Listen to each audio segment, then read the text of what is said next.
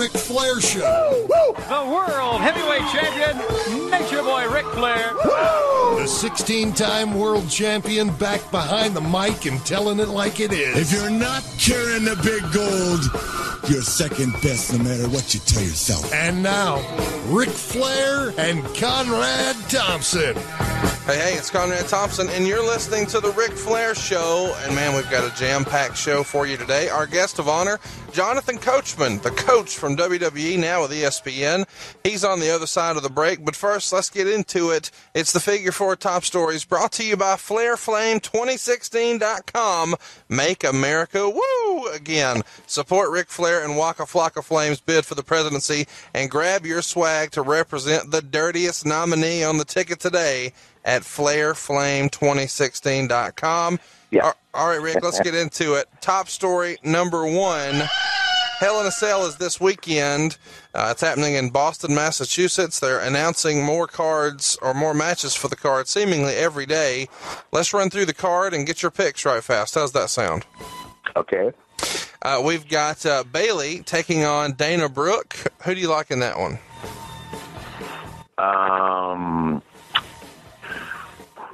Man, I think, I don't know. I'm going to take Dana Brooke. We've got a six-man cruiserweight to kick it off. We've got Cedric Alexander, Dorado, and Sin Cara against Daivari, Nice, and Drew Gulak. Maybe I pronounced that incorrectly. You got any opinion on that one? I'm not familiar enough with that. I don't want to take a pick there. All right. Enzo Amore and Big Cass are taking on the Club, Luke Gallows and Carl Anderson. Any pick there? I like Enzo and Big Cass. The New Day will defend their tag team titles against Sheamus and Cesaro. Mm-hmm. I like New Day. I like Sheamus and Cesaro, but I think New Day's on a roll. T.J. Perkins will defend his cruiserweight title against Brian Kendrick. Who do you like there? Perkins. Kevin Owens will defend his Universal title against Seth Rollins, and this one will be inside a Hell in a Cell. Who do you like there? I like Seth Rollins. Roman Reigns will defend his United States title against Rusev, also in a Hell in a Cell. Who would you put there? But I like Roman. And now the one that we really want to talk about, Sasha Banks will be taking on Charlotte Flair. Now she's using the Flair last name in all of her official WWE stuff. Who do you like? The first ever women's Hell in a Cell, a triple main event. Sasha Banks will defend her title against Charlotte Flair. What do you expect in this one, Rick? Well, I think it's going to be another phenomenal match. As a matter of fact, I'm more than sure it'll be great. And I got to go with my girl. Sure. Yeah, got to go with my girl. I'm nervous about this one. I don't know that this isn't setting the girls up to be in a really bad spot with it being the first ever, women's main event on a pay-per-view, and they're calling it a triple main event, so it doesn't have to go on last, but it could go on first or last. And then also, too, it's the first ever ladies Hell in a Cell, and it seems like with the cell matches, especially with two other ones on the card, people kind of expect you to top this, and I would hate to see them be in a really bad spot where you worry about someone's safety. Yeah, well, of course, I wasn't even talking about that. Sure. I worry about her all the time. I mean, when she did a corkscrew moonsault, I worry about her because that's and for Sasha, too. I mean, the impact of catching Ashley coming off the top rope like that, and they've done it 3 or 4 times now. It's a hell of a bump. You know what I mean? And but I don't think those two look at it like that. They just seem to they want to compete at the highest level. Well, this is it. It's Hell in a Cell this weekend. I can't wait to see it. Let's get to top story number 2. The TNA court battles continue. I don't know if you've been keeping up with this, Rick, or if you even have a comment, but American Express has come out and sued. The state of Tennessee has issued a tax lien. There's now a claim for unpaid insurance premiums. a production company suing, and now the Billy Corgan lawsuit is being openly discussed. The emails have been leaked. So some of that stuff that's kind of been played close to the vest is coming out. More and more information seemingly every day. They got a big influx of cash from the Fight Network last week, but that doesn't seem to have solved all their problems. What's your prognosis for TNA, and do you have a comment about any of this? Yeah, I hear about it all, but I don't have an opinion. It just to me, it's exhausting. It's been going on for so long. So it's a shame to see all this happen, but I've never thought that the company was run the right way to begin with. So it's and for a lot of reasons. You can't put the blame on any one person. Let's get to top story number 3. Some good news for a change. There's going to be a new streaming service for independent wrestling put on by Flow Sports. So this will be similar to the WWE app, except it will access independent wrestling promotions. Ring of Honor is not participating. Pro Wrestling Guerrilla is not participating. TNA is not participating. But a lot of other independent companies will. Supposedly, this is going to make a big influx of cash to independent promoters. This has to be a good thing for wrestling in 2016, right, Rick? Yeah, I would say, once again, I don't want to have an opinion until I see what the product is. I go to some of these independent shows, and they're absolutely horrible. Some of them are good, some of them aren't. You know what I mean? Right. The independent shows, they're lucky they have the Hardys and people like Hurricane and that on, and well, you're going to get a good product. But I've been to a couple where I didn't know anybody, and it's nothing that you and I would watch.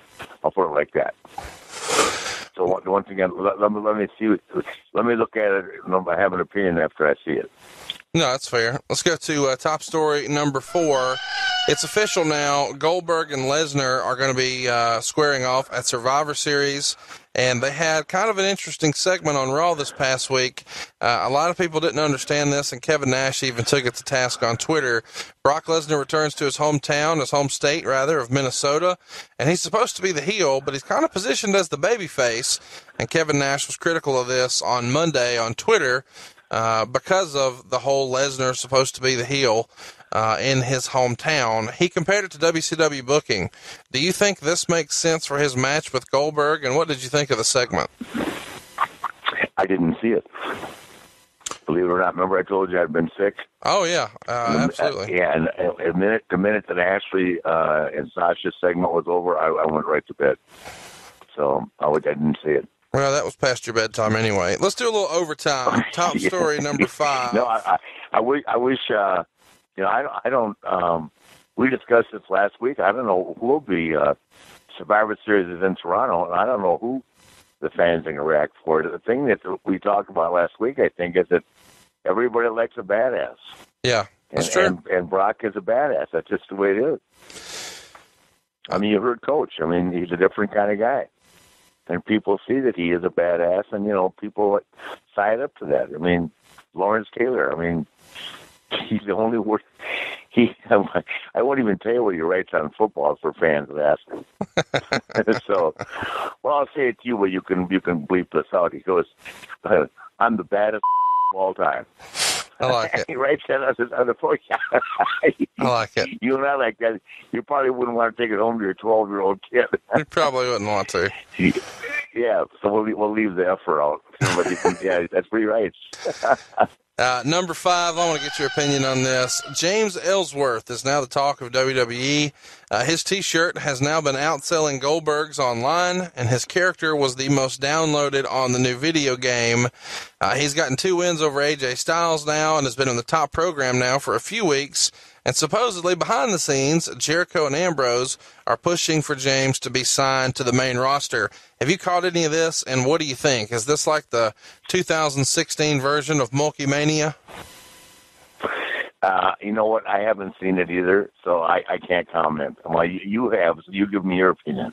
I dig it. I'm glad he's there, and I'm glad that you are familiar with Coach, because on the other side, we've got a phenomenal interview with him. Stay tuned. More Ric Flair show after this. The talk of the WWE, every single commercial break, is this brand new video game, WWE 2K17. You can't miss it. Brock Lesnar's on the cover, and man, they hyped this up with Goldberg so much, they've worked themselves into a shoot. It's going to be a real match now. We're going to get it at Survivor Series, but you can get it before Survivor Series. Here's how to do this.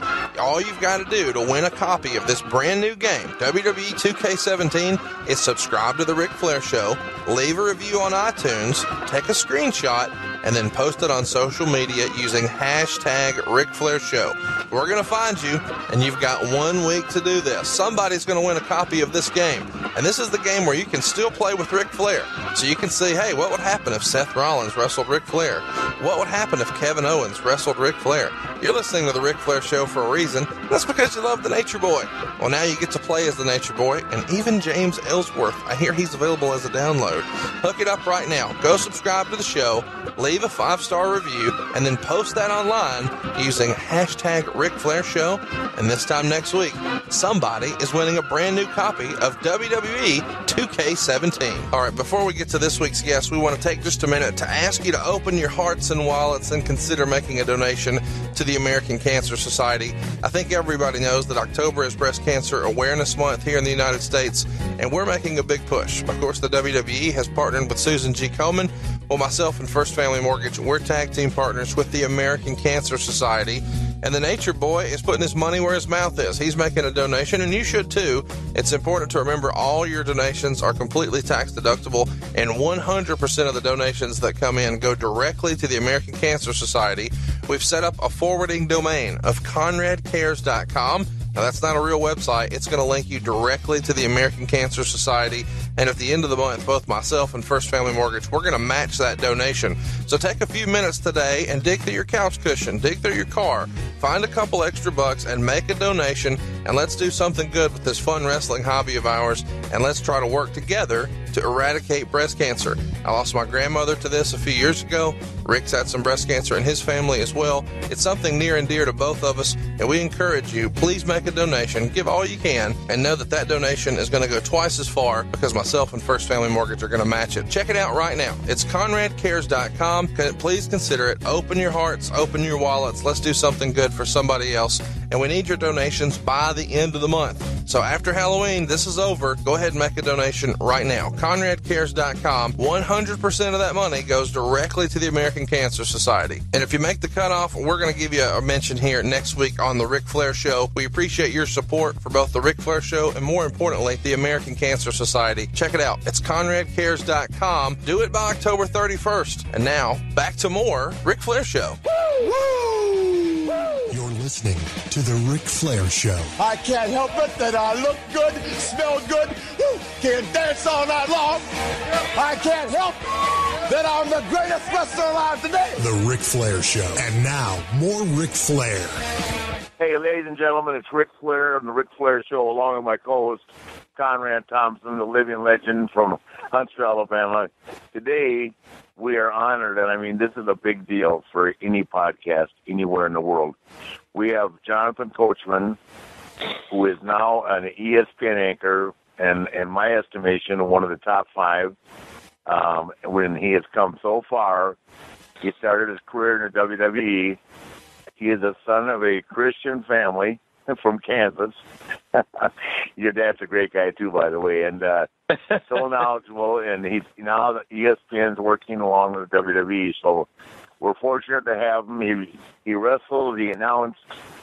We actually wrestled each other in Afghanistan, which was, I thought it was his last match. He probably wishes it was.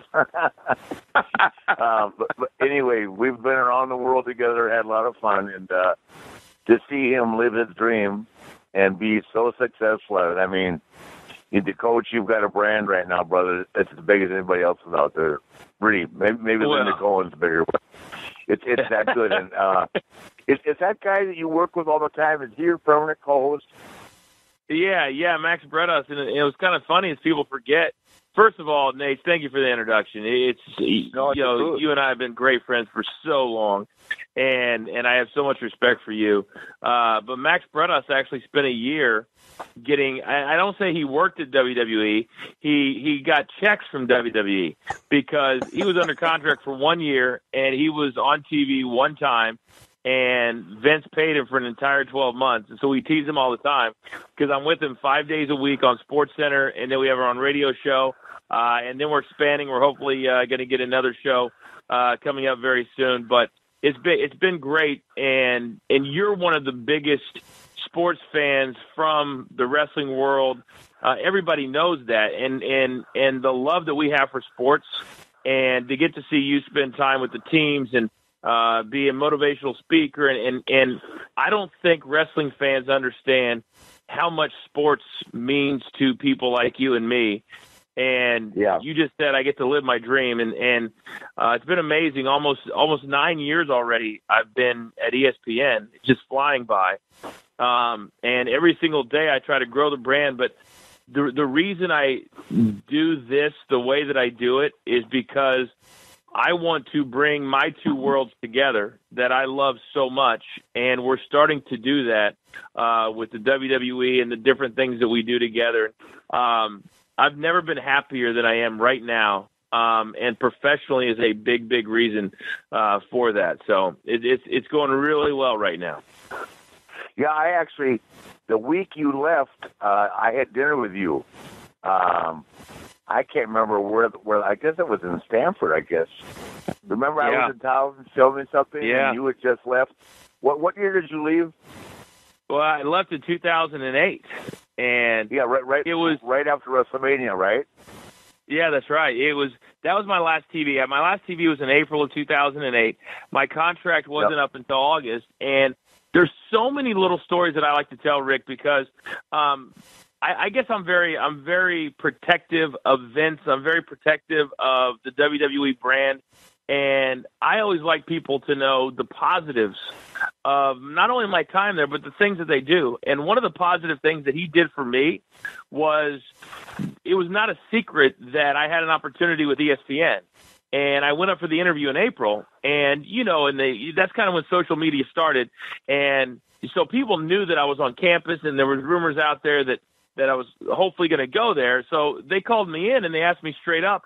And that's another thing I love about Vince and Kevin Dunn and everybody.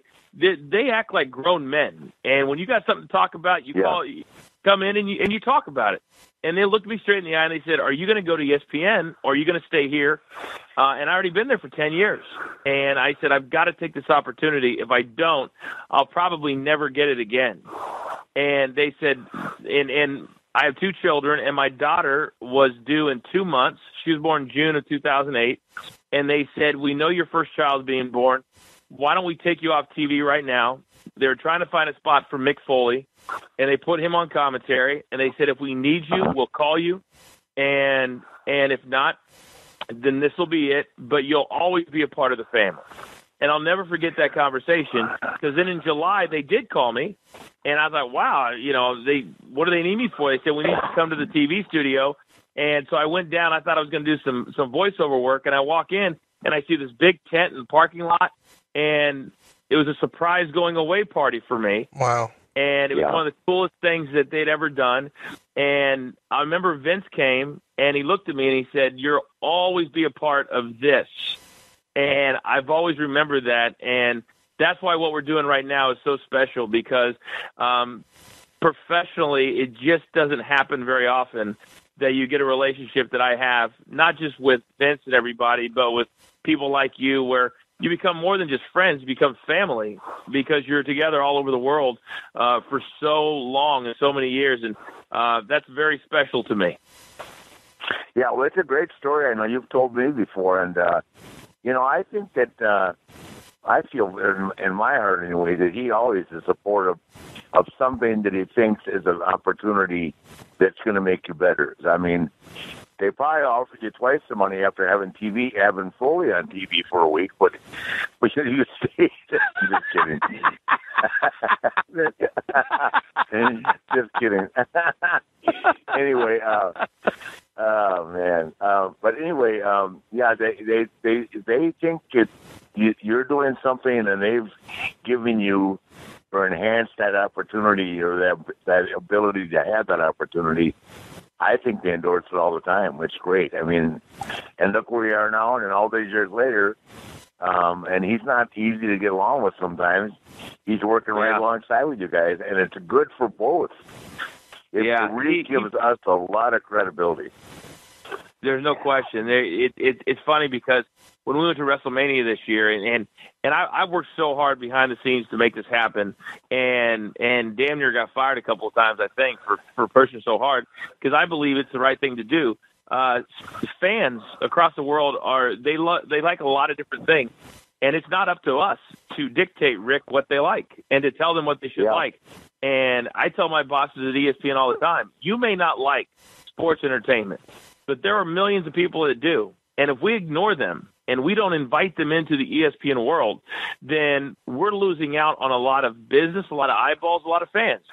And I was at WrestleMania this year, and Vince pulled me aside when we were backstage, and he looked me in the eye and he said, this is, if not the most important relationship, it's one of the 2 or 3 most important relationships that the WWE has ever had. To your point, because of the credibility factor and getting the WWE and getting these real-life people to the living rooms of people that may not watch them and say, you know what, I like that person, and I want to watch that person become whoever they are on Monday Night Raw or SmackDown. And also, I have a dream, Rick, that someday at the same time I can be a part of Monday Night Raw on a full-time basis and also be a SportsCenter anchor or host my own show, which I believe is going to happen one day at ESPN, and do it at the same time. And I think it'll be such an incredible moment to have the two things right in lockstep, and we're getting closer and closer, which is just one of the coolest things for me. And also, I get to see you guys every now and then. And when I left, you know how it is. When you leave a company in pro wrestling or sports entertainment, you hardly ever get to see those guys again because they're still out there going up and down the road, and you're not. Oh, I know. Yeah. You know? Well, I know. I've loved that part of it. Yeah, well, I can see you and Molly together on the show all day long. Yeah, you'd be calling me every day asking to be on it. Texting you. We'll get rid of Max Kellerman and put you right there with Stephen A. That would be a hot ticket, man. God, he's incredible. Well, he's incredible. I love listening to him. He goes on these tirades, man. That's what we're trying to get. In full disclosure, we're trying to get a debate show that also has segments on it because we believe, or I believe, that Vince and Kevin and all you guys prepared me to carry my own show. And as much as I love doing SportsCenter, and I do, I feel I'm most strong when I'm underneath my own brand, doing my own thing, and that's what we're trying to do. And I think everybody, when they get to a certain point in their career and they feel confident enough that they want to do their own thing, whether it's being a main eventer on pay-per-view and WrestleManias or being a main eventer at ESPN, and I feel like I'm prepared for that. We're ready for that, and hopefully that's the next step. Well, certainly, I hope you realize you are a main eventer at ESPN, and you were right in saying I watch more SportsCenter than anybody alive. Yes. Probably more than Conrad. And when I'm out of the country, I can't stand it when I can't get ESPN. So, but you know what's funny, Rick? Go ahead. People, you need to know that at ESPN, you're one of the absolute favorite people because so many people know how close you and I are, and then the other guys. But when it comes to being a sports fan, they always bring up, we need to bring Rick here. We can't bring him here every month. We can't, and because they understand and they see your speeches and they see when you go talk to the football teams and you're hanging out with Tom Brady in Michigan and all these things, how cool it is for the players and the kids to be around you. But I think even more impressive is how much you still love being at those events. There's nothing like a live event, whether it's a football, basketball, wrestling show. There's nothing like it. And people see how much you love it. And I think it's awesome. And I feel bad. Well, I do too. Don't understand how cool it is. Yeah. You can see it. I mean, you can see it. Well, for me, I'm lucky that my brand is has a cross demographic appeal. I mean, I hadn't seen Kirk Herbstreit in like 5 or 6 years. I'd never met Reese Davis. I knew Desmond Howard, and I knew Corso, but I hadn't seen them in years, right? Maybe like 5 years. But when I walked on the set, it was like I hadn't missed a beat. You know what I mean? And they were so nice and so respectful. And then they played all my stuff from the 80s, which is somehow is bigger now than it was then. So it was fun. And they played where I cracked on Ohio State and all that. But it was a great experience. And I like to say I'm lucky because the Falcons reached out to me. The Panthers have lost me forever after ditching me after the 49er game. That was the Panthers. I like Cam Newton and Kuechly in that, but, man, that was a bad deal. Ben sends me out to the 49ers, and the Panthers want to burn me in effigy. Jesus Christ. So, no, everything's great. I'm having a great time. My life couldn't be better. I'm living with Wendy now, and I needed that stability, something I never had. So I'm in a great place, and once again, so glad. The irony of this is me calling you last night to do the show is you were having tonight at 9 o'clock Ashley on SportsCenter with you. So my daughter, Ashley Charlotte. And that's a big deal. It's really cool, man. And she's – I was telling somebody last night because we got a chance to do the piece last night because of the World Series and the schedule and everything. And we've had her on back in January. Then we were with you and her at WrestleMania, and then here. So throughout the year, and I told her that I was so proud of how far she's come, because in this business, people don't understand. You don't just create this persona, or you don't just create and learn how to talk, or you don't just become poised to sit there and describe the business and so eloquently, and to talk about being your daughter and then getting out from underneath your shadow, which is an enormous shadow. But then also you've got to step into the ring and perform at an extremely high level when you get to Monday Night Raw and SmackDown, and to do that 4 days a week, but then also to have the passion for it and to speak that way.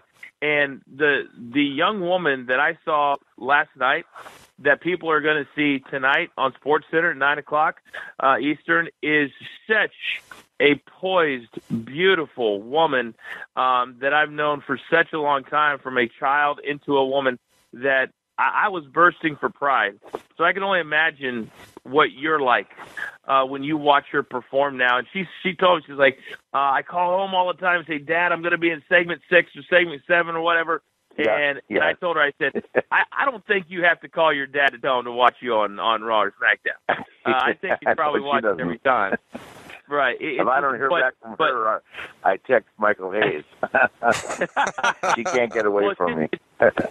It's so cool because I run into it at ESPN, and when you're so good at something, and Rick, you were at a main event level for 20, 30, 40 years, and when you're doing that day in and day out, you forget how good you are, because so many tens of thousands, hundreds, millions of people try to get to our level.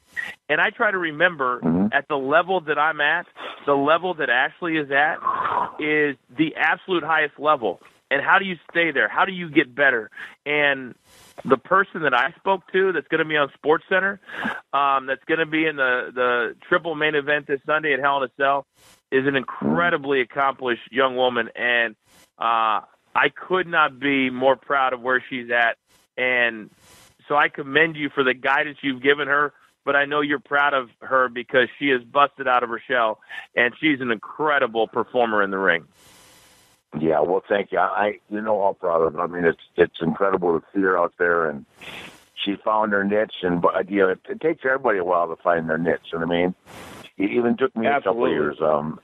Actually, I didn't really find it after the airplane crash. So, but once you find it, and then you start believing, it's actually so much easier to do what you're doing for a living when you believe in yourself and you're totally comfortable with what you're doing. You know what I mean? And man, she's right there.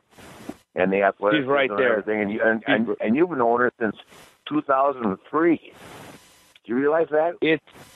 I can't believe I was trying to. We were talking last night. How long had I known her with my guys at ESPN? And I said, well, I know she was in high school, and I don't know how much earlier than that, but I know I knew it was over 10 years, almost 15 years. And I think to your point, for people that listen, the people that listen to this, and I love podcasts because I always try to learn something, and I think people listen to you to learn something and also be entertained, is what you just said, is that Ashley never wanted to get into the business. She wanted to play volleyball, she wanted to play sports and all that. And when she realized that, and I believe this, that there is a passing down of talents from a father to a son or daughter, or vice versa, mother as well, that once you figure out who you are, that's when you can become great at it. Because if you don't truly want to do it, and you don't truly believe that this is what you should be doing, then you're never going to get to the level that you belong at. And I think, to your point, finally realized this is what I was meant to do, and this is what I'm supposed to do. And I think that's a really, really cool thing. I watch you now as opposed to 3 years ago, 4 years ago, and you've got not only, like I would call, like, trademark mannerisms, but you've got little sayings going now. You know what I mean? You remind me almost like of Stuart Scott. I mean, it's that good. I mean, and at your age, you can imagine the following you have across the country. It's got to be huge. I mean, when I told Conrad last night that I called you and you were going to do the show, he texted me back, capital letters, huge. Simple. I think. Thank you. And we do that on purpose, because for the first 5 or 6 years I was at ESPN, I was trying to fit in, and I was trying to be something that I'm not. And what I'm not is a traditional SportsCenter anchor. I didn't come up through the system, so to speak. We know that. And I think sometimes when you're in the mix, you forget. And I've been doing a lot more traveling lately, and I'm realizing how many people not only watch me and knew me from wrestling, but also now that I've been at ESPN for so long. And it's gratifying, but it's also gratifying to know that what you're doing and the style that you have is catching on with people. And the sayings and the mannerisms, those are all on purpose, because I learned from the very best on how to brand. And I call it the brand within the brand. What's the coach brand within ESPN and SportsCenter? And once I started doing that about 3 years ago, I said, you know what? This worked at WWE. There's a reason that I was able to be successful starting as an announcer and then morphing into a character. So why can't that work here? And guess what? I realized that if I'm not the best performer, I've got to be right there. I may not be the best anchor, but you're not going to have a more entertaining show than what me and Max do on a nightly basis. And for that, I'm proud of that. I totally concur. Well, I mean, you guys are really good together. So we like to have a good time, man. You guys, you can see it all over your face. The show is great. It's refreshing, and like I said, you've got some trademark niches going on now that are really cool. But I know, Conrad, we're not trying to leave you out of this, Conrad. Go ahead. No. Listen, I'm enjoying. Sure you got 1,000 questions. Go ahead. I like being a fly on the wall with you guys, and I guess one of the things I want to talk about is somebody who's in the news on ESPN pretty regularly this past year, Brock Lesnar, and what you expect to see with his situation with the failed drug test and now testing the supplements and that continuation. What do you expect to kind of be the end game there? Do you think he's done in the UFC? Any sort of conversation about that? Well, I think he is done in the UFC simply because anybody's been around Brock, and I was with Paul Heyman last week. He was our guest on Off the Top Rope on SportsCenter. Brock is a different kind of cat. Brock is not a normal human being. He is made differently than the rest of us. And the stuff he took in UFC, at least reportedly, is the same type of stuff that John Jones got popped for. But now they're realizing that was tainted a little bit. Right. So I think we may see some things come out. I don't know. Regardless, he went back and he was successful. And he was able to get a win, and he looked much better. Thank you very much. That's it. And who gives a shit what he was on?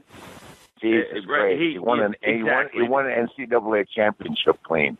Give me a break. He's been a beast forever. And if people really look at that, all they see, and this is what drives me crazy, is they go, oh, he just had a positive test. There's a lot of things that don't help your performance at all. Right.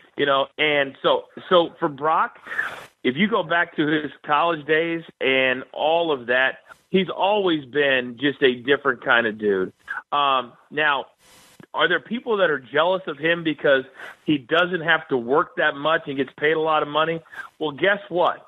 When you're different and you're a star and you're a reason that people buy tickets to see you perform, and somebody's willing to pay you X and all you got to do is Y, then who's going to say, no, please let me work more. Let me try. You get to a point when you're in your mid-30s or late 30s, that's still young, but a lot of us have been traveling around the world for 10 or more years. It gets tiring.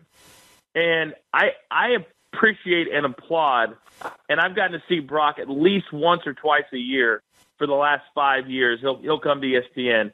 And I think people just need to respect the athlete that he is, the character that he's created, and give Paul Heyman a lot of credit. And it doesn't matter if you like Paul or you don't like Paul. He's about as good a talker as there is. He can sell Brock better than anybody else. But that's a long-winded answer for no. I don't think we'll ever see Brock in the UFC again, at least not as the rules are right now. Plus, with the new owners, I don't know how much you guys follow it, but I feel like they're alienating their fighters because they don't pay a lot of guys very much money. And you're out there busting your tail for the company that's making all the money. And I think you're going to see less and less guys go that route unless they start paying them fair market value. Because imagine if that happened in the WWE or other places. That's the kind of issues that has been dealing with the business for years and years, because the promoters always say, well, where else are you going to go? Right. Where are you going to go? And when that's the case, unless you're a Brock or a Conor McGregor, they can say, we can live without you.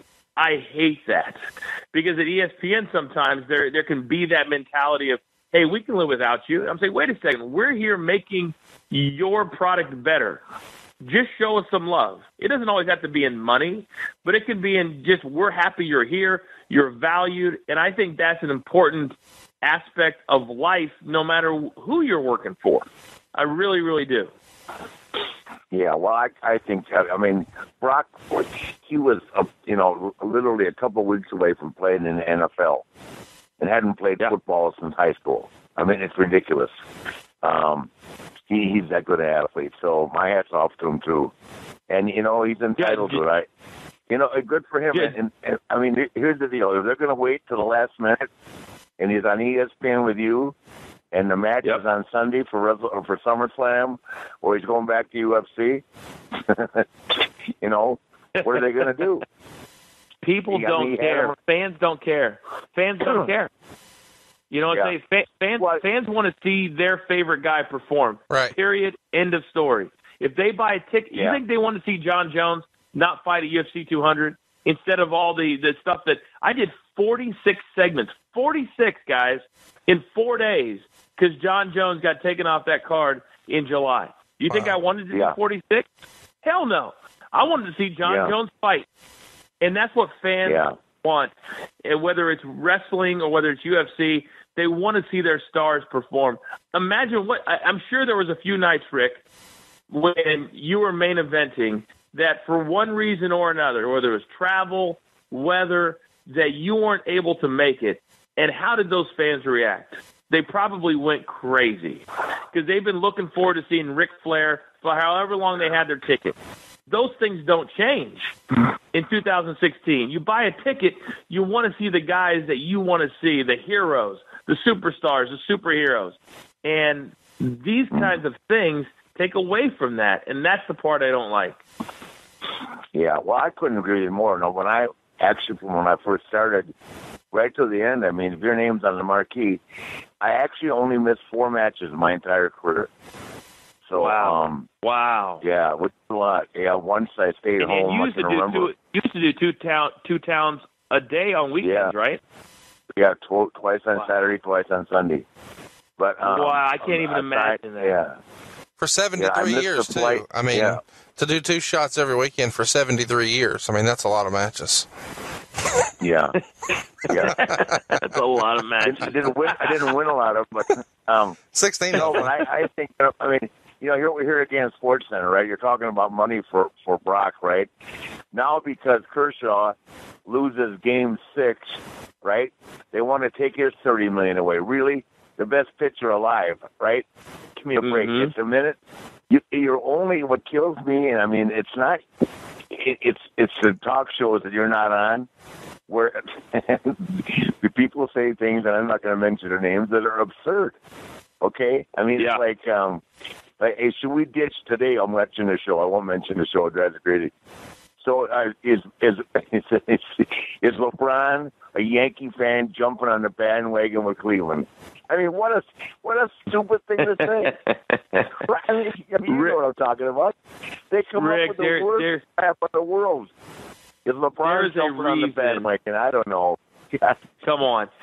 He's been anybody that follows it, and I'm sure you're talking about Skip Bayless, because he's the only one that talks about LeBron like that. I was talking about Jamel Hill. Okay, all right, so Jamel Hill. And this is, you just made the reason why I want to get my own debate show, opinion-based show, because I feel like I'm the most normal, straight-headed, straight-minded, talking head, I guess, out there, because that's crazy. We all know he's a Yankees fan because of different reasons. Right, but he's from Cleveland. He's putting businesses back into the city. Yeah. So the community. If they're it's ridiculous. And we have a lot of people like that. And trust me, it goes back to what I told you. The last 3 years, I'm a man on my own island, and I'm not trying to be a team player anymore. And because when you're a team player, it doesn't always help the team. It can be reversed. Well, I'm trying to be my own guy because that can help ESPN, because that drives me crazy. Yeah, I mean, here's Jamil. If she's not listening, last night on national TV, he grabs the microphone. He says, "If you're not loving Cleveland, you ain't living." What the hell? He's jumping on the bandwagon, right? I mean, oh my God. I mean, I know some of those comments drive me crazy. So I know. No offense, Jamil. Hey, nothing. Believe me, she's living well. She's living well. Yeah. I'm sure. God. How's my girlfriend Terry Champion doing? Oh my gosh, she still has that wonderful video that you sent her on her phone, and she brings it up all the time. So she's doing great. I'm telling you, when you come around, hopefully soon, hopefully you can get on her show, because she'd love to have you. She would love to have you. I'd love to be there. Yeah, she is absolutely gorgeous, and I tell you, she's become really good at what she does. She's doing a lot more of the morning stuff and the sit-down stuff, like Linda Cohen and that. And she's doing great, she's got her own show. Yeah, she got her own show at 11 a.m. and it's like anything. It just takes time to, as we talked about it, find your voice and find how you're going to be good. And when you do that, it's amazing the things you can start to do. And I don't believe that great broadcasters were just born to be great broadcasters. I think there's some that are naturals. I would not consider myself a natural, or Kerry Champion a natural. But what you do is I would rather compare myself to somebody like a Chris Berman. Chris Berman is on the he's one of the great names of all time. He's not a great broadcaster, but he's a great personality. And that's what I am, and I think that's what you have to embrace, because I'm not Jim Nantz. I'm not going to wax poetically like he does. But I think if you're memorable, that's why people will come back and watch you now, because it's different than it was 20 or 30 years ago, Rick. TV is people want to watch. They want to watch you. You're building a brand. You're building a brand, my friend. And every you're day, right. I mean, little Jim Nantz is a great play-by-play guy, but he doesn't have a lot of personality. So, I mean, if or he's not allowed to express it in what he does. That's it. That's it. He's not allowed to. But it's, to me, the little things matter. And for anybody who's listening that's young and coming up in the business, you got to understand little things turn into big things. I'm very, very detail-oriented now, and I never used to be. I never used to be, but I am now, because those little things that you change and you pay attention to, then all of a sudden they build into big things that can really help the brand long term. Yeah, well, that's great. Well, all right, go ahead, man. Please, well, listen, jump in here. Half of our show, First of all, we got to clarify something. And Coach, I need your opinion, okay? Okay. You know who my college team is, right? Oh, who can your keep college up, team Rick? is Florida. Yeah, Michigan. That's what I'm talking about. Michigan. Oh gosh, who can keep Florida. up? Well, you were buddies with you were. Well, I know you went to. I know you went to Michigan. I always thought you loved Florida too.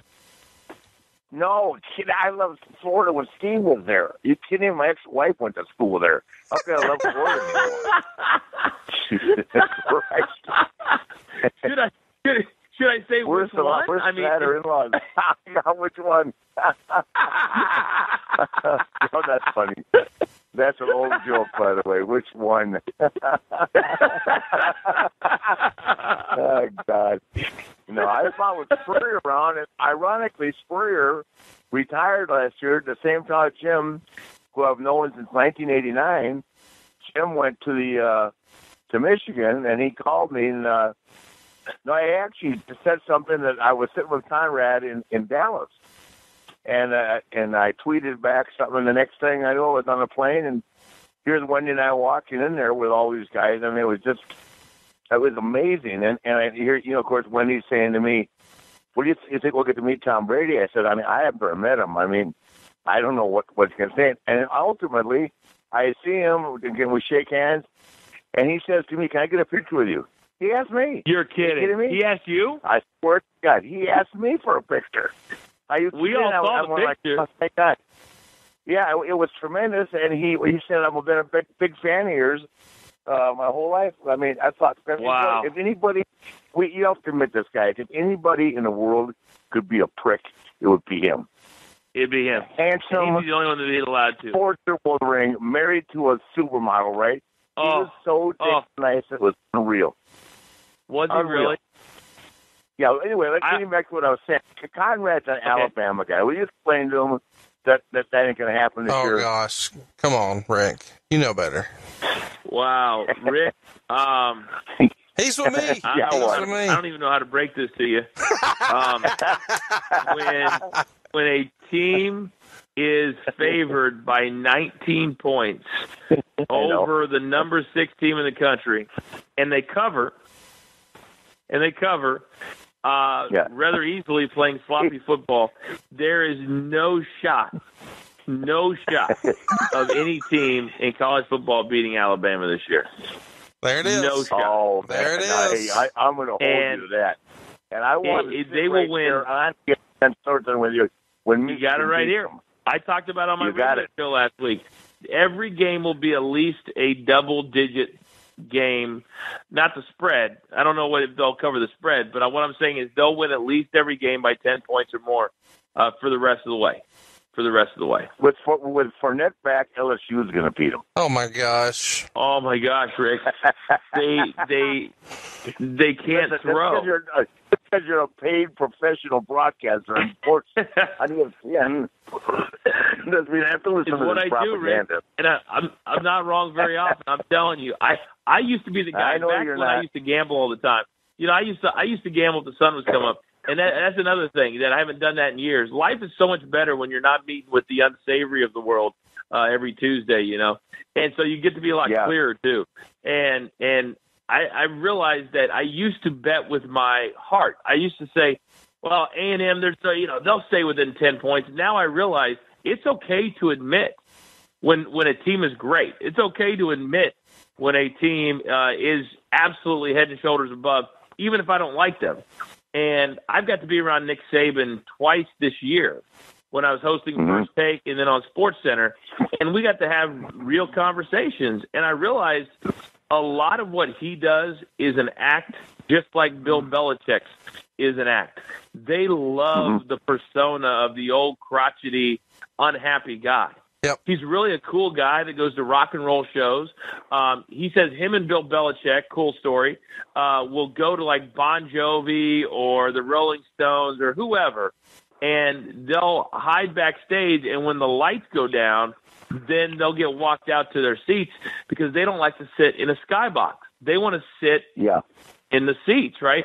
Which I thought, wow, sure. They save it in Bill Belichick at Kiss concert, but they love it. And they also love to mess with the media and let people think that that's really, truly who they are, and it's just not. It's just not. Yeah. And I think that's been a pretty cool thing to learn specifically about Nick Saban. Okay. All right. Well, listen, I'm so let's move on here. Okay? For the record, last year Fournette got 31 yards on 19 carries, so I'm not sold on him running wild on the Crimson Tide this season. Okay, let's switch subjects here. Is LeBron James not the greatest basketball player that ever lived? Well, 19, 11, and 14 last night. Are you kidding me? In a very easy 19, 11, and 14, I might add. Yeah, you watched it? I was on SportsCenter live during the game and after the game. I did all the post game. Oh, that's right. So, that's right. Well, I'm sorry. So I do. Yeah, I do. That's okay. So what he has done, he'll never, in my mind, because Jordan is my favorite. So many great Sundays, but where LeBron has transcended Jordan for me is that he's way more involved in life as a player than Jordan was.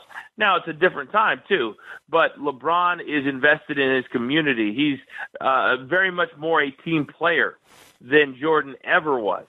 And I think he has done the unthinkable, and that is bring two franchises to the pinnacle.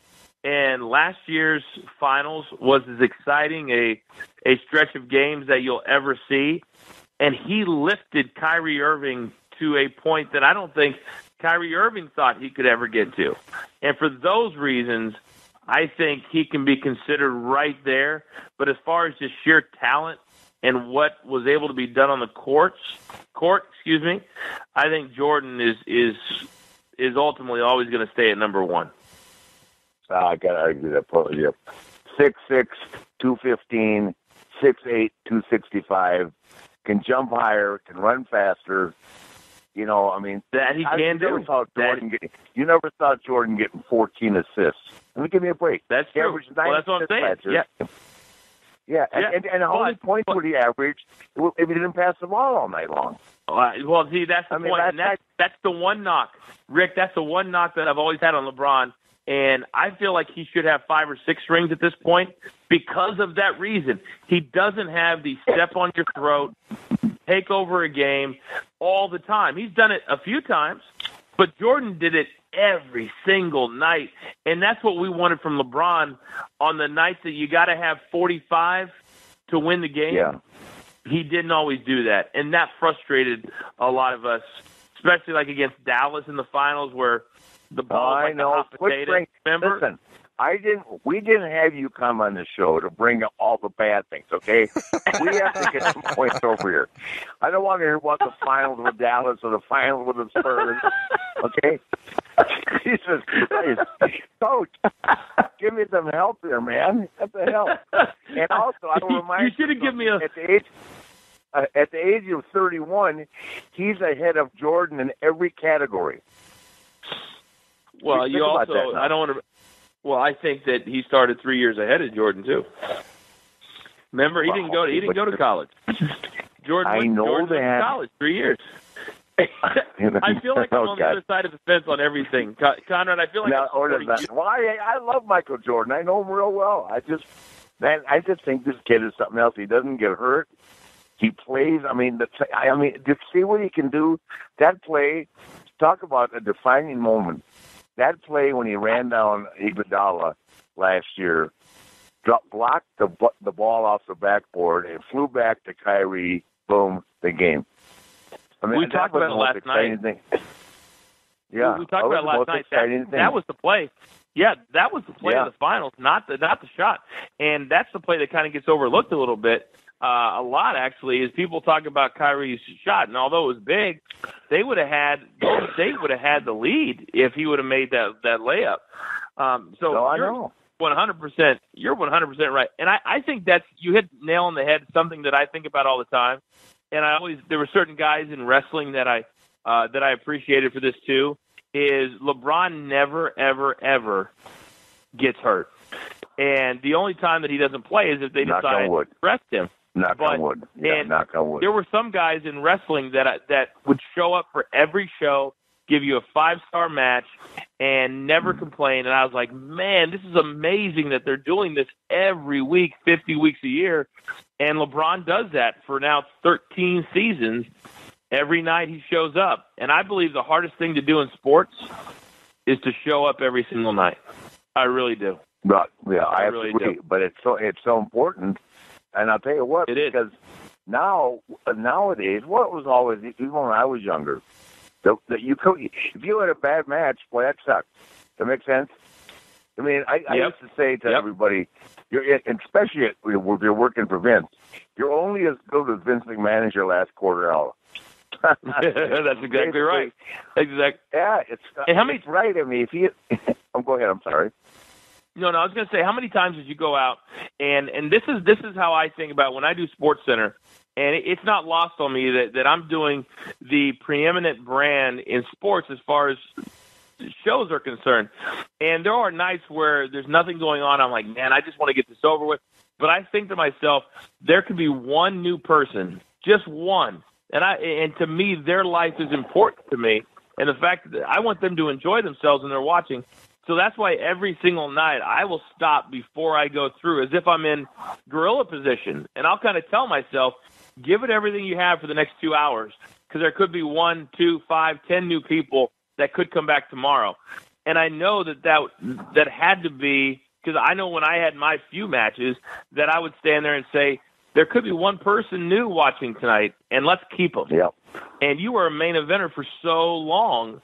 You had to tell yourself that on so many nights. Am I right? Oh, exactly. And the other thing, too, that if you're like the last guy out, the last match out, is that, especially in my generation, like it was in the 80s, there were so many really good workers in the business, especially in the NWA, WCW thing. I mean, if you look at our cards, I would be wrestling Sting, Steamboat, Luger, someone of that nature, right? I mean, there's 1,000 other guys, but there'd be Tully and Arn against Tully and Arn against Midnight, or not Royal, Rock and Roll Express. Oh, Rock and Roll Express. It would be Magnum. It'd be Dusty Rhodes. I mean, we were so deep in talent. And when you're on last, I mean, that's competition. That's adrenaline enough. You know what I mean? I never lost any sleep. I never went to bed or anything. But I was conscious when I was at the arena that I had to go out and watch some of the matches so I knew where I was going to be at. Does that make sense? Wow. Yeah, so, it does. Today, when they're talking about putting a Sasha and Charlotte on last, I mean, if they do that, it'll be unprecedented. But that's the rumor. I don't know whether it'll happen or not. But she's not. You know, she's looking for that challenge. She loves that.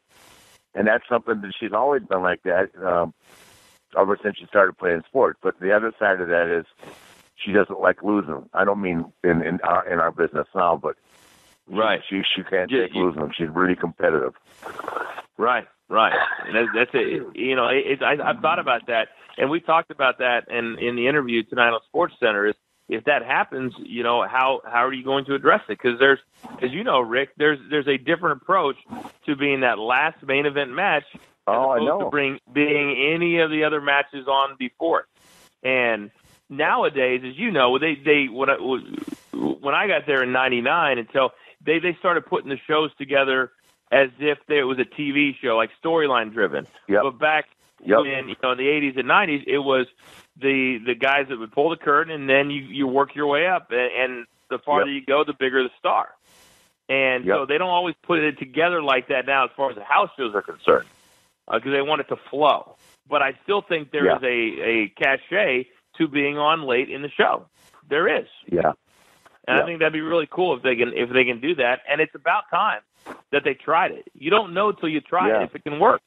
If you have the right people. So I think that's really cool. No, I do too. And I mean, I'm going back to WrestleMania. I don't think anybody thought that was going to be what it was. And I think, I mean, I know I'm a little prejudiced, but I feel like the girls' match at WrestleMania was every bit as good as any match on that card. I mean, I thought the girls tore it down that three-way match. Would you think? Would you agree, Conrad? Yeah, I thought it was phenomenal, and I'm looking forward to Hell in a Cell this weekend. Yeah, me too. So, of all the guys right now, Coach, who do you like the best in the ring? Probably for a couple of different reasons. Because I always factor in promos and all those sorts of things. Right now, I'm a really big fan of Kevin Owens. I really am, and I think that's the reason they put the strap on him is that he looks like an everyman. He's not shredded. He's not a bodybuilder type. He can talk. He looks like somebody that's just going to get in a scrap. And to me, those are the characters that I love. Those are the characters that I can believe in. And so he's probably my favorite right now of everybody. You know? Yeah, well, he's doing a great job, man. When I first saw him at NXT, I said, no way. I just didn't think he had the look, you know what I mean? That the company has always loved. I mean, you think about it, there have been some drastic changes in ways that they look at people now and look at talent as opposed to how they did 10 years ago. And when I first saw him there, I said, God, the guy can work, but he'll never go anywhere. Now he's the world champion. So, and he can work. Crazy? I mean, no doubt about it. Yeah. He can work up the guys 180 pounds. Yeah, big time. What are your thoughts on that, Conrad? No, I don't know how, you can even just pick just one guy right now. It seems like there's so many at the top, they deliver every time, whether it's AJ Styles or Seth Rollins or Kevin Owens, Brock Lesnar. I don't think there's I think this is probably, and I know a lot of people disagree with this, I think this is the most talented in-ring group of wrestlers in the history of the WWE. Yeah, they've got some great talent. Wow. Both brands, too. I tell you, it didn't hurt. It hurt last night, and I felt bad for them. SmackDown going up against Cleveland, and then the first game of the World Series. So, let's touch on one more professional sport.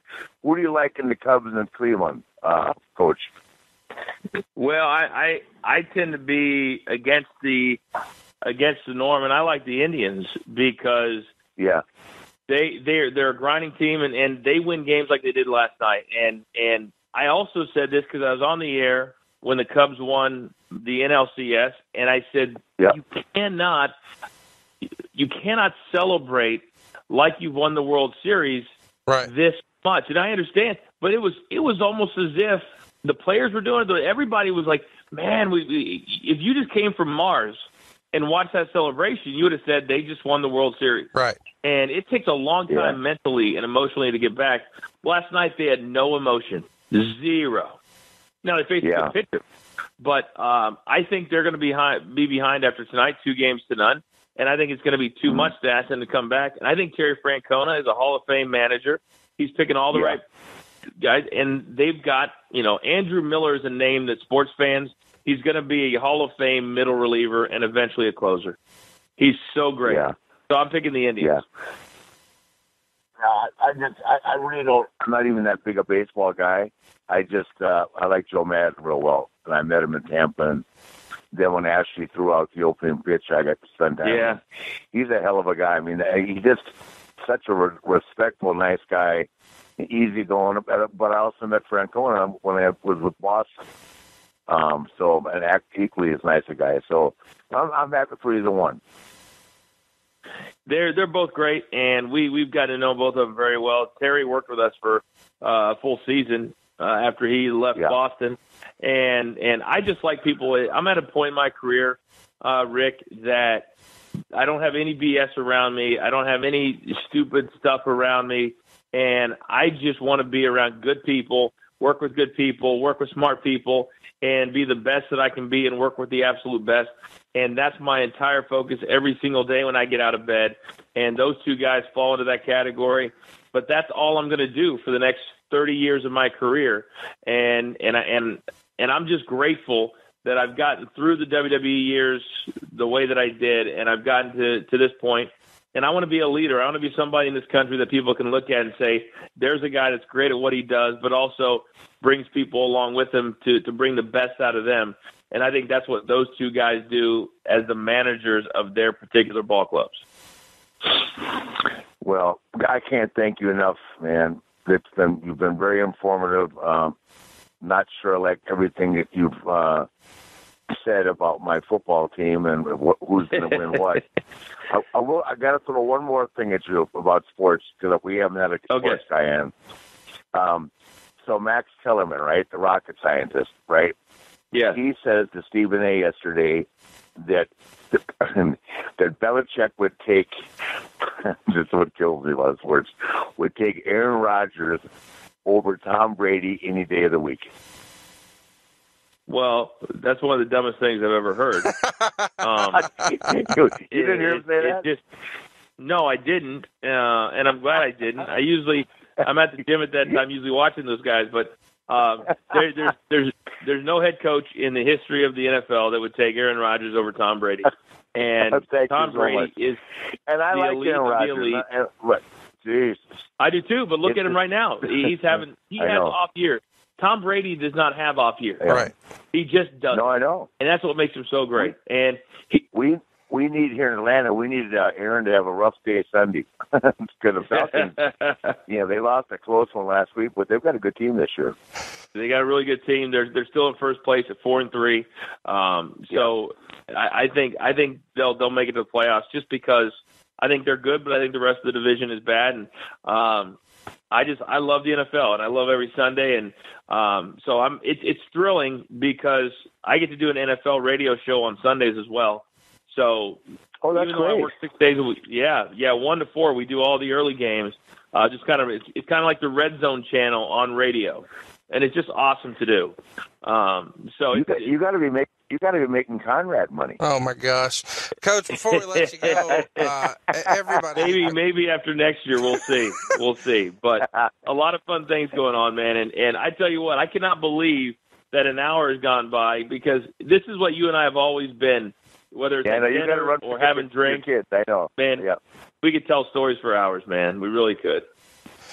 Well, listen, I can't thank you enough. I'll let Conrad thank you as well. But for taking the time when it's your day off, and it's asking a lot of you to give up some time on your day off. But it was really informative. Always nice catching up. Thank you so much for all the respect. I'm very, very excited about the 9 o'clock segment with you and Ashley. So thank you so much, Coach.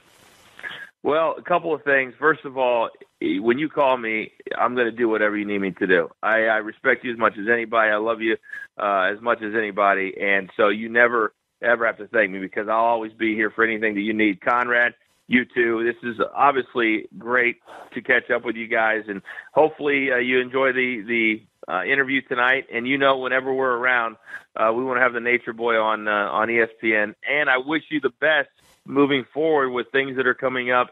I can't wait to see how everything turns out. So I love you, and I'll talk to you guys real soon. Love you too, man. Thank you so much for the time, Thanks, sir. Coach. Thank you very much. Bye, Coach.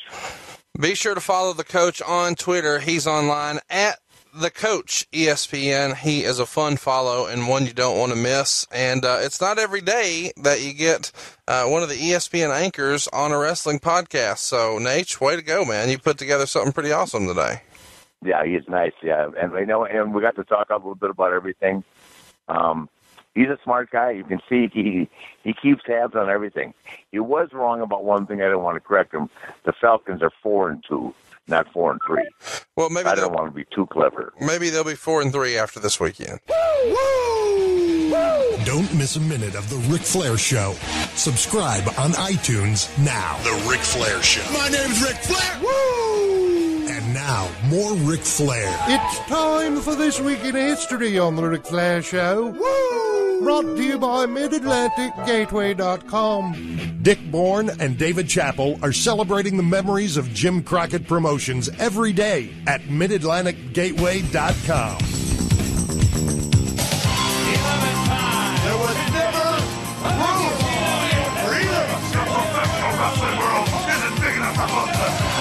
This city on I'm the dirtiest player in the game. I'm gonna tear Ric Flair, brother.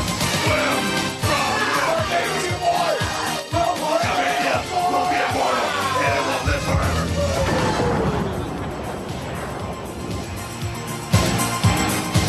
Halloween Havoc is on the air! Live from the Joe Louis Arena in Detroit, jam-packed to the rafters as the two greatest superstars professional wrestling has ever known and ever will know. Put it all on the line tonight. In the ring at this time, ladies and gentlemen,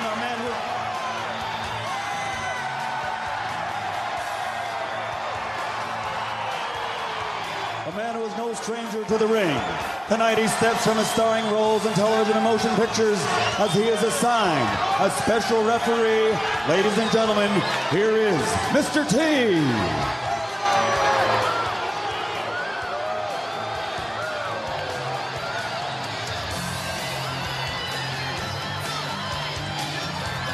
And now, ladies and gentlemen, they are in the ring at this time.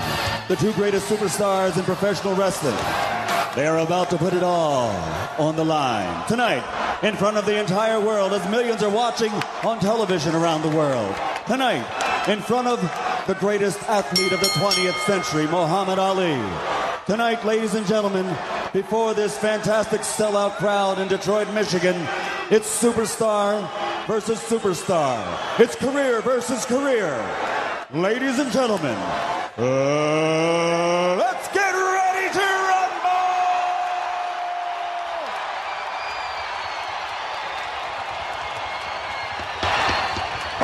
I've seen it all. Well, she wanted to be in the cage, and there she was. That's right. T. If you whip the horse, you gotta go for the ride. Absolutely. Now Sting, I understand, and Jimmy Hart were held back. So if they were nailed with that lead or metal pipe or whatever by the masked man. Where is the masked man? Well, he came in. But He's where is gone he now? too. He's gone too. Jimmy Hart's gone, Sting's gone, Sherry's there, T's handcuffed, Flair's out of it, Hogan's alive. What in the hell is going on? The big foot to Sherry. Down she goes. But look at this, Flair's still alive too. Flair hasn't backed off. Flair's still going after him. Absolutely. Careers are on the line, Brain. It's these type of things that drive these two men, the two greatest ever in professional wrestling. The big foot. The leg, not the leg. He's dragging Flair to T. He drops the leg. No, please. Please. I'll be good. I'll never do that. One. Again, please, God. Two. Oh, my God. The winner, No. and still heavyweight champion of the world,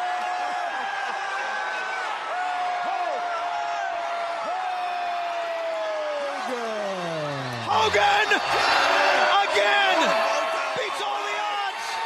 And if you think Hulkamania's not for real, then you're mistaken. You're wrong. It lives in Detroit again. He's the world champion. All right, Rick, it's October 23rd, 1994, and we're at the Joe Louis Arena in Detroit, Michigan. Hulk Hogan's the champ, and this is a rematch from the biggest WCW pay-per-view of all time, which was the Bash at the Beach earlier this summer. And somewhere along the way, this became a retirement match, and you lose. Just an absolute crazy match here. It's a cage match where Mr. T is the ref, Michael Buffer's the ring announcer, Muhammad Ali's in the front row, Nick Bockwinkel's there. You have Sherry in your corner. Hogan has Jimmy Hart in his. Mr. T gets handcuffed to the ring ropes. Sherry gets stripped and takes a ton of bumps from Hogan. Couldn't get away with that today. And then there's the masked man who comes out from under the ring and starts attacking the baby faces. Sting gets involved.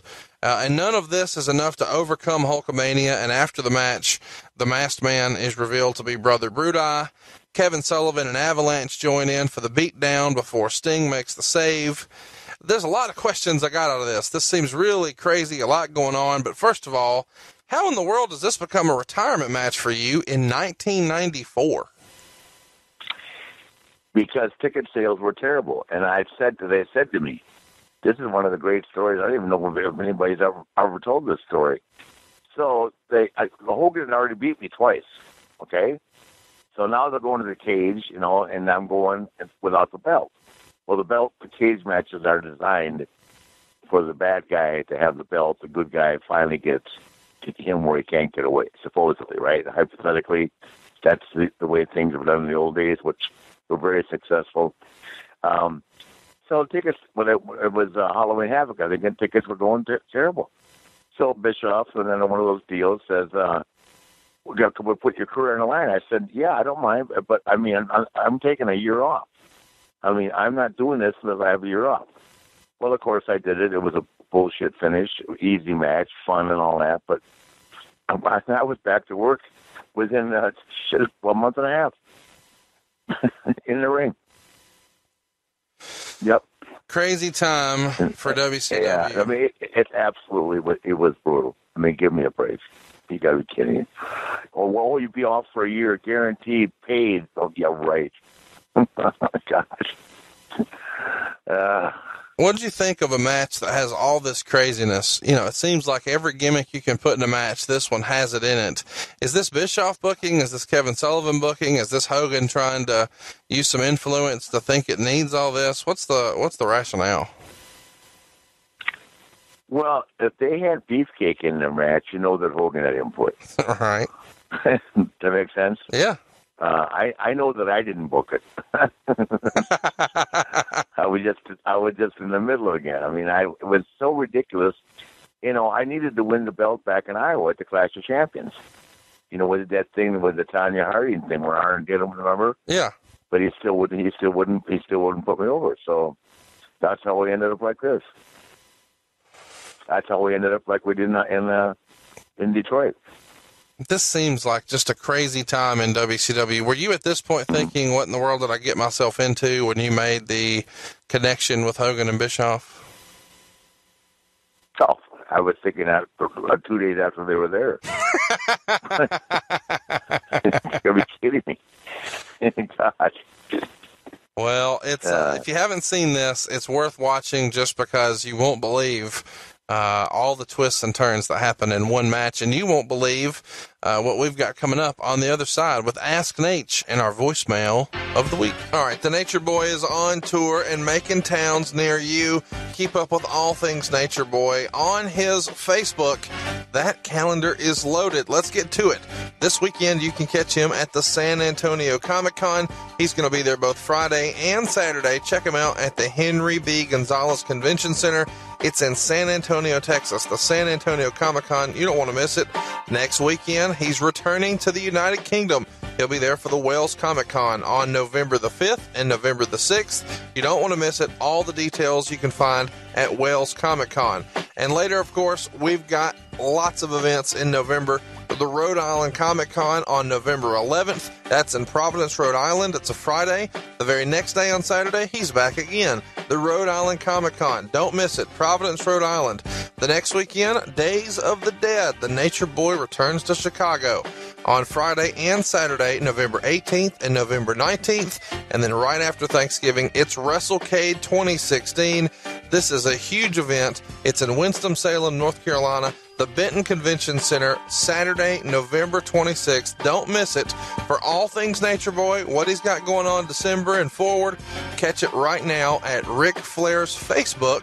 And you can get a direct link there from the RicFlairShow.com website.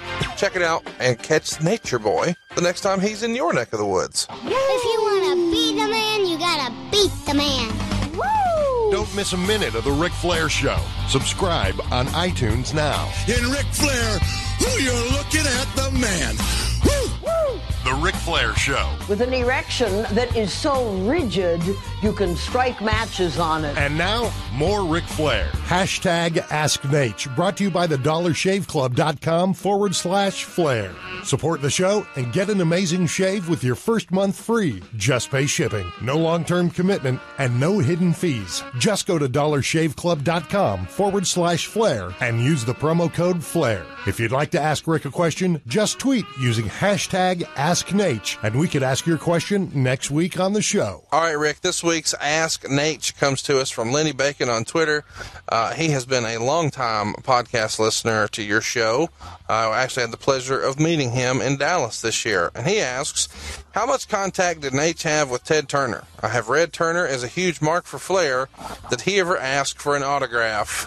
Hashtag Ask Nate. I don't know that we've ever really talked about that, Rick. What was your relationship like? He was a big fan of mine, and I did hang out with him, maybe 4 or 5 times at a place called Rupert's.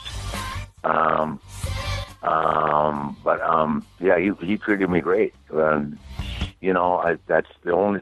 It's when he let hands, let other people. He was one of these guys that he wanted everybody to be happy. That's my take on him. So he put people in a position of power that didn't know anything about the company. I mean, hence the Jim Hurt thing. Are you kidding me? What was that? The guy running a pizza, now he's running the what you want or expect to be the biggest wrestling company in the world. Give me a break. Jeez. So, who knows? But yes, he was a great guy. He was a fan of mine, and he treated me great. Well, there you go. There's your Ted story, Ted Turner story. On the other side, we've got a question from the voicemail of the week about one of Rick's best matches ever. We'll be right back. This week on MLWRadio.com, Shelton Benjamin joins the VIP Lounge as the show's new co-host, along with MVP and Greeny, to talk shop and bust balls with TNA's Jade. But that's not all. A new MLW Radio flagship just dropped. Is a market correction coming for the American wrestling scene? Plus, Court Bauer and Scoop St. Laurent peel back the hype and look at the business behind Flow Slam. On Thursday, Marty and Sarah love wrestling, but not the Ryback's homemade pizzas. Join Chicago comedians and wrestling aficionados along with their buddies as they talk wrestling. Then next week, MLW welcomes a new podcast to the network. You won't believe who's joining MLW. Plus, much, much more. The world of MLW Radio never stops. Go to MLWRadio.com and binge on pro wrestling talk now. You're listening to The Ric Flair Show. Is there anything I need to know about you? You're talking to the Rolex wearing, diamond ring wearing, kiss stealing, wheeling dealing, limousine riding, jet flying, son of a gun, and I'm having a hard time holding these alligators down. And now, more Ric Flair. Voicemail of the week brought to you by Casper.com/Flair. Try the most awarded mattress in the industry for 100 nights risk-free with free shipping and returns at Casper.com/Flair and get $50 off using promo code FLAIR. If you'd like to be next week's Voicemail of the Week, just call the Ric Flair Show hotline, 844-RIC-SHOW. Leave your name, city you're from, and your hot take. If you've got what it takes to style and profile on the show, call now. Toll free, 844-RIC-SHOW. Now, here's this week's Voicemail of the Week. Woo! Rick, I just watched Taboo Tuesday 2005 with you versus Triple H. I have 2 questions. Number 1, where does that rank in your all-time list of matches?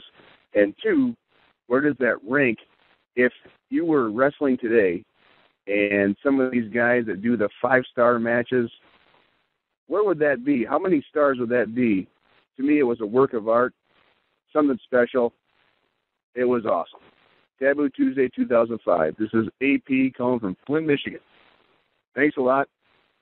Woo! All right, Rick, where do you rank Taboo Tuesday 2005? We just covered the 2004 version on last week's show.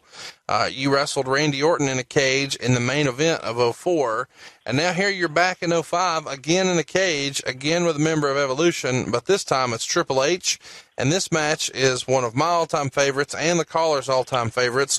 Where do you rank this in your all-time greatest matches? It was in San Diego, and I thought it was one of the best cage matches I was ever in.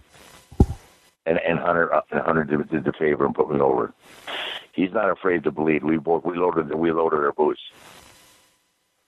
It was ridiculous. If you've never seen this match, there's a lot of violence. There's some foul language. There's a ton of blood.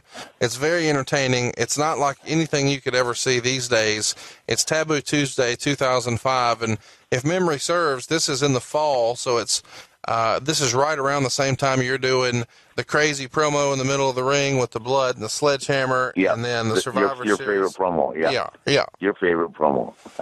Well, it's the absolute best, and this was a great time for you, and it was a great time for me today, man. I appreciate you having me on the show. Let's get some Twitter plugs to our friends here. Had a ball. The internet is a communications tool used the world over where people can come together to bitch about movies and share pornography with one another.